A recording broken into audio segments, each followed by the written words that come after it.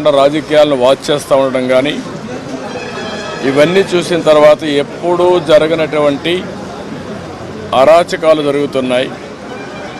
ప్రజాస్వామ్యాన్ని అపహాస్యం చేసే పరిస్థితికి వస్తున్నారు.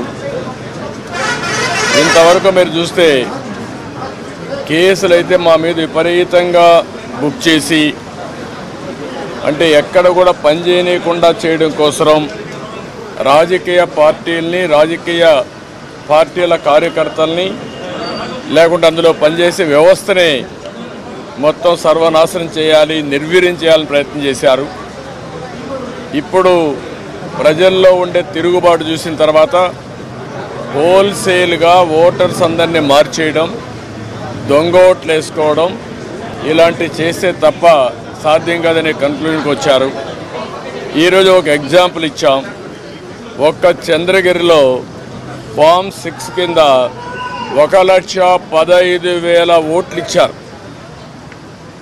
దాంట్లో దగ్గర 33,000 ఓట్లు ఆమోదించారు. దాంట్లో వేరే నియోజకవర్గంలో విత్ ఎవిడెన్స్ అన్నీ కూడా మేము పెట్టాం. అవన్నీ కూడా వారికి ఎక్స్ప్లెయిన్ చేశాను. అదే మరిగా స్టేట్ ఎలక్షన్ కమిషనర్ ఆ రోజు పడిన అవస్థ కానీ కడాన ఆయన డ్యూటీ కండక్ట్ చేయడానికి ఆయన విధి నిర్వహించడానికి సెంట్రల్ హోమ్ మినిస్టర్ని అడిగాడు ప్రొటెక్షన్ కోసం. కుటుంబాన్ని ఆయనకు సెక్యూరిటీ కావాలని అడిగే పరిస్థితి అవి కూడా ఇచ్చాం.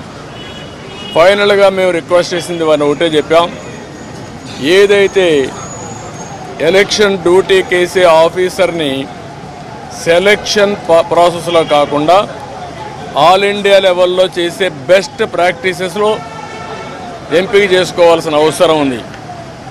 ఈరోజు సెలక్షన్ ప్రాసెస్ ఎందుకన్నానంటే ఆల్ ఇండియా లెవెల్లో టీచర్స్ని, గవర్నమెంట్ ఆఫీసర్స్ని, అనుభవం ఉండే వ్యక్తులు పెట్టుకుంటారు. వాళ్ళందరినీ లేదని చెప్పి వాళ్ళని మేము ఇవ్వలేమని గవర్నమెంట్ చెప్పి కడాన ఎన్నికలను అపహాస్యం చేసే విధంగా సచివాలయ స్టాఫ్తో వాలంటీర్లతో కండక్ట్ చేయాలని ప్రయత్నం చేస్తున్నారు. అంటే ఇటీవల వీళ్ళు నామినేట్ చేసిన వ్యక్తులతో పెట్టుకొని వీళ్ళు చేసే అన్ని తప్పుడు పనులు వాళ్ళ దగ్గర చేపించాలని. అదే సమయంలో మీరు చూస్తే బిఎల్ఓలుగా అంటే బూత్ లెవెల్ ఆఫీసర్స్ ఒకప్పుడు టీచర్లు చేసేవాళ్ళు, ఆఫీసర్లు చేసేవాళ్ళు. ఎక్కడ కూడా ఒక్క మిస్టేక్ కూడా ఉండేది కాదు. That is their duty. దానిపైన చాలా స్పష్టంగా ఆదేశాలు కూడా ఉన్నాయి. ఎవరన్నా కానీ డ్యూటీ స్పష్టంగా చేయలేకపోతే వాళ్ళని యాక్షన్ తీసుకోవడం, ఇంక్రిమెంట్స్ కట్ చేయడం, ఉద్యోగాలు తీసేయడం అన్నీ ఉంటాయని భయపడిపోయేవాళ్ళు.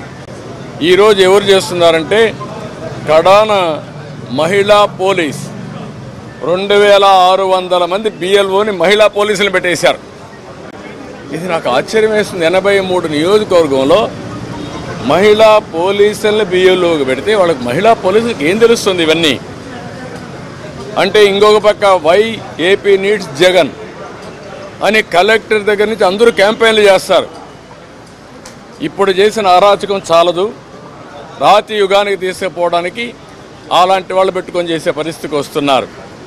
ఇవన్నీ మేము ఎక్స్ప్లెయిన్ చేసిన తర్వాత వారికి మా మీద కానీ జనసేన మీద కానీ దగ్గర 6,000 నుంచి 7,000 కేసులు మా మీద పెట్టారు.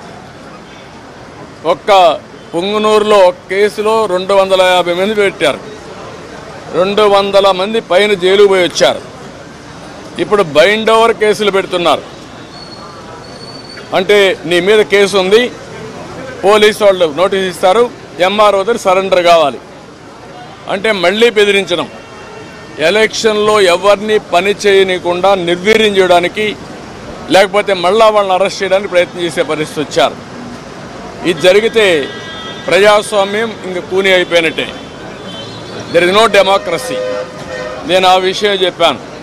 మొన్న తెలంగాణ ఎలక్షన్లో 1 డేలో ఎలక్షన్ జరిగిందా లేదా అనే తెలియని విధంగా జరిగింది. అంత స్మూత్గా జరిగింది, ప్రాసెస్ కూడా పర్ఫెక్ట్గా జరిగింది. ఈరోజు ఆంధ్రప్రదేశ్లో అక్కడ ఇంత ఓటర్స్ ఎన్యూమరేషన్ ఫ్రాడ్ జరిగిందని